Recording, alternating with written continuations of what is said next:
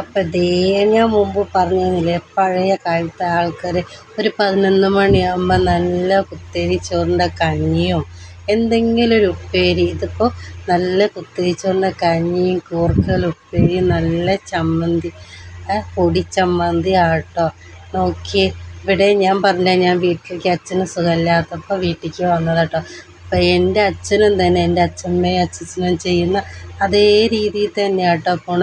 11 മണിയാകുമ്പോൾ നല്ല കുത്തരീൻ്റെ കഞ്ഞി, എന്തെങ്കിലും ഉപ്പേരി, ഇന്ന് ഉപ്പേരി കൂർക്കലാണ്, ചമ്മന്തി, എന്തിതാല്ലേ അവരാ രീതി. പിന്നെ അവർ ആരോഗ്യത്തിൻ്റെ രഹസ്യം ഇത് തന്നെയല്ലേ.